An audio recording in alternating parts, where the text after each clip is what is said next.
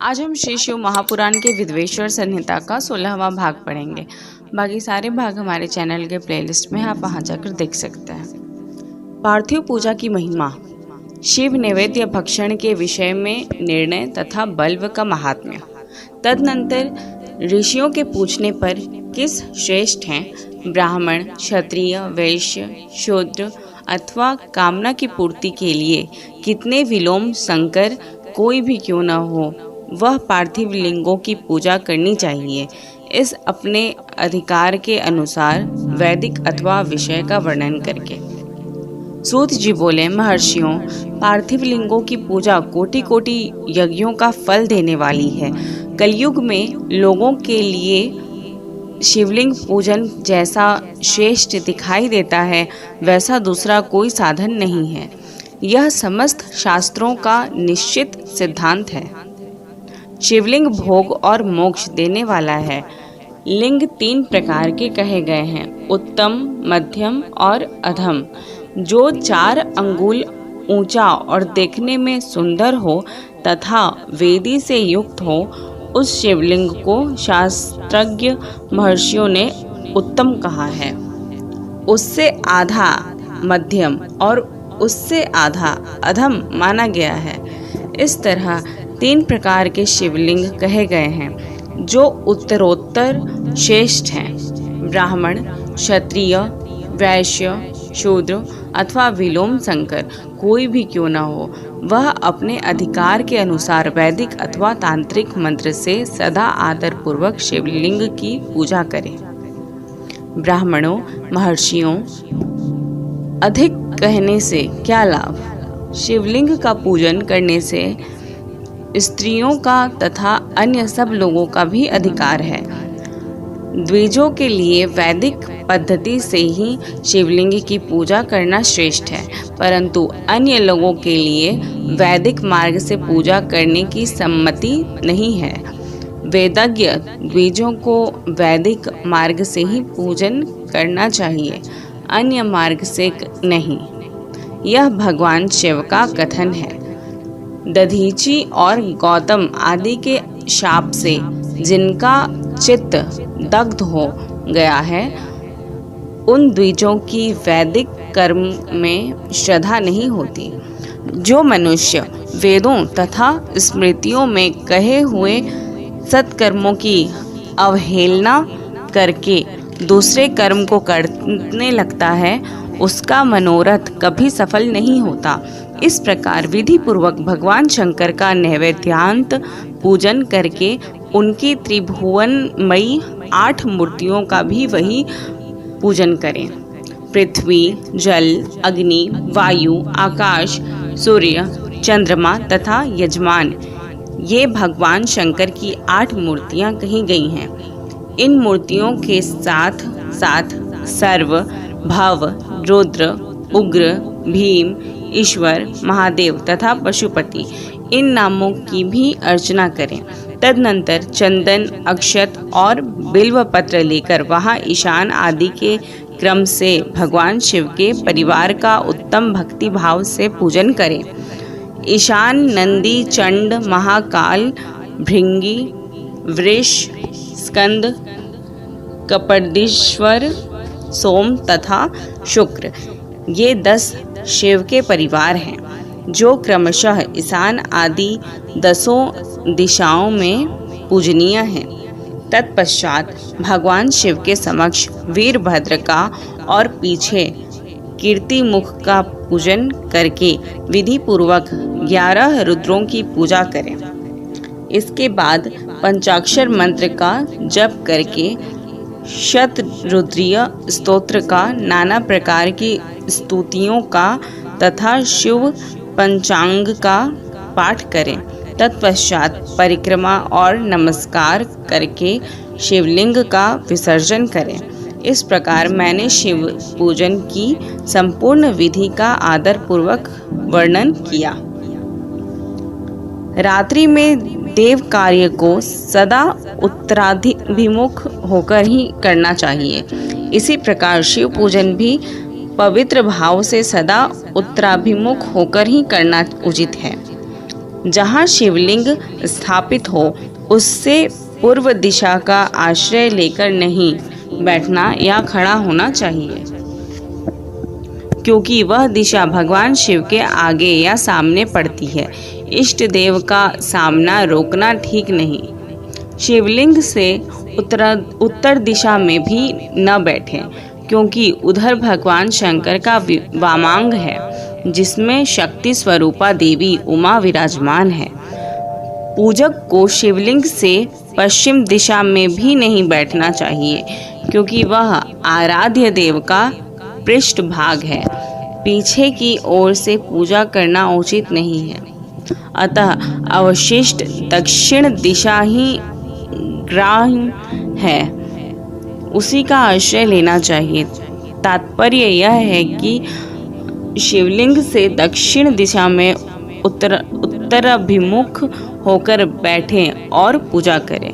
विद्वान पुरुष को चाहिए कि वह भस्म का त्रिपुंड लगाकर, रुद्राक्ष की माला लेकर तथा बिल्व पत्र का संग्रह करके ही भगवान शंकर की पूजा करे, इनके बिना नहीं।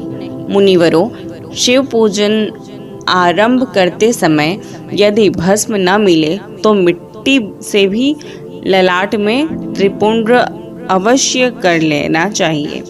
ऋषि बोले, मुनि, हमने पहले से यह बात सुन रखी है कि भगवान शिव का नैवेद्य नहीं ग्रहण करना चाहिए। इस विषय में शास्त्र का निर्णय क्या है, यह बताइए। साथ ही बिल्व पत्र का महात्म्य भी प्रकट कीजिए। सूत जी ने कहा, मुनियों, आप शिव संबंधी व्रत का पालन करने वाले हैं, अतः आप सबको शतशः धन्यवाद है। मैं प्रसन्नता पूर्वक सब कुछ बताता हूँ, आप सावधान होकर सुने। जो भगवान शिव का भक्त है, बाहर भीतर से पवित्र और शुद्ध है, उत्तम व्रत का पालन करने वाला तथा दृढ़ निश्चय से युक्त है, वह शिव नैवेद्य का अवश्य भक्षण करे। भगवान शिव का नैवेद्य अग्राह्य है, इस भावना को मन से निकाल दें। शिव के नैवेद्य को देख लेने मात्र से भी सारे पाप दूर भाग जाते हैं। उसको खा लेने पर तो करोड़ों पुण्य अपने भीतर आ जाते हैं। आए हुए शिव नैवेद्य को सिर झुकाकर प्रसन्नता के साथ ग्रहण करें और प्रयत्न करके शिव स्मरण पूर्वक उसका भक्षण करें। आए हुए शिव नैवेद्य को जो यह कहकर कि मैं इसे दूसरे समय में ग्रहण करूँगा लेने में विलंब कर देता है, वह मनुष्य निश्चय ही पाप से बंध जाता है। जिसने शिव की दीक्षा ली हो, उस शिव भक्त के लिए यह शिव नैवेद्य अवश्य भक्षणीय है, ऐसा कहा जाता है।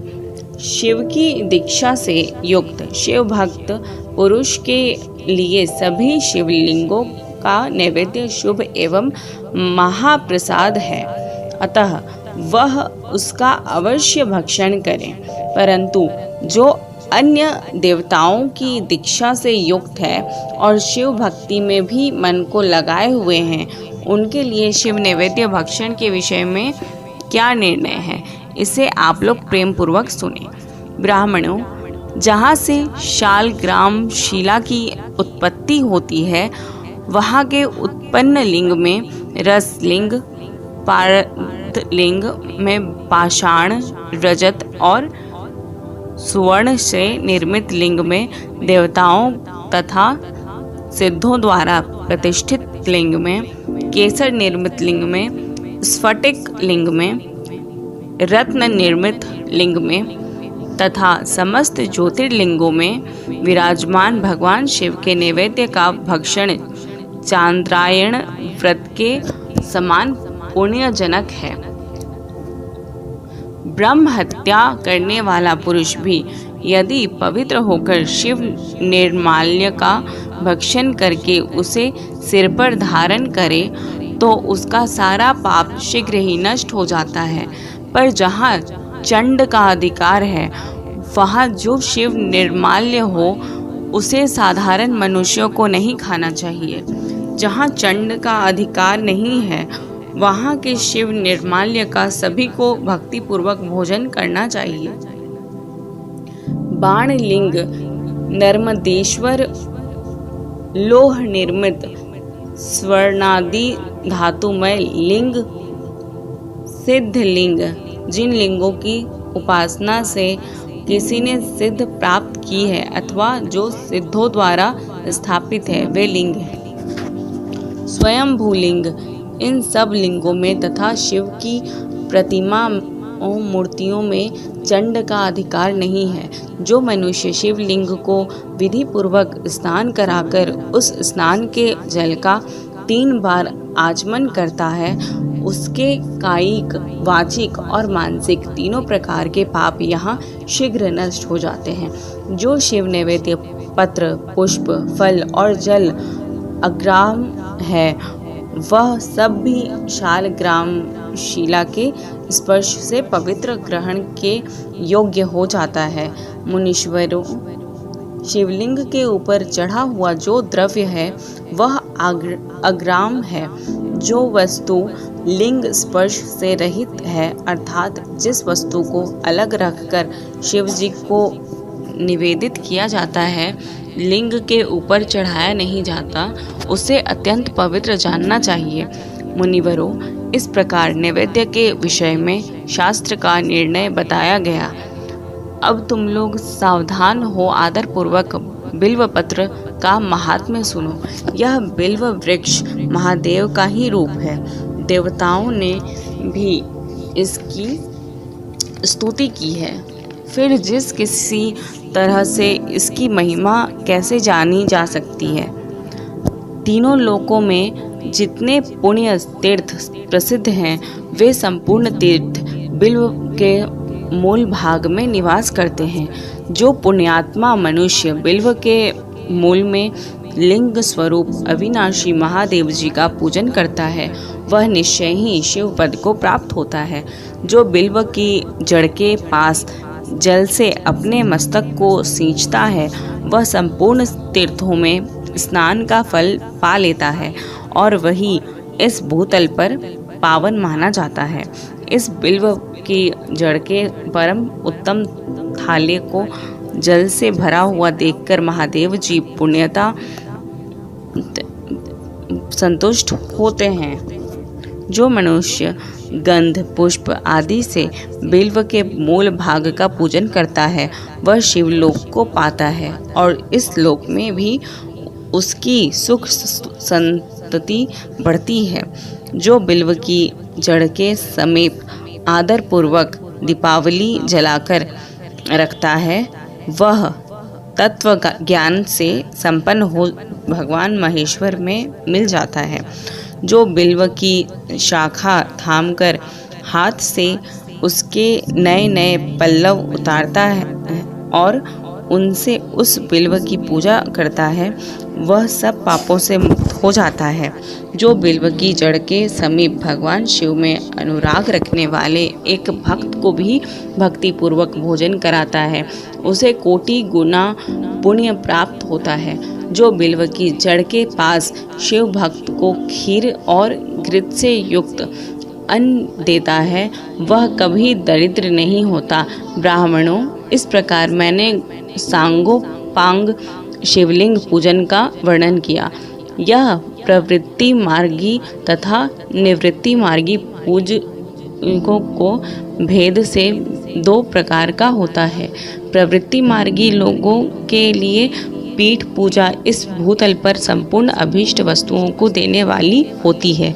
प्रवृत्त पुरुष सुपात्र गुरु आदि के द्वारा ही सारी पूजा संपन्न करें और अभिषेक के अंत में अगहनी के चावल से बना हुआ नैवेद्य निवेदन करें। पूजा के अंत में शिवलिंग को शुद्ध संपुट में विराजमान करके घर के भीतर कहीं अलग रख दे।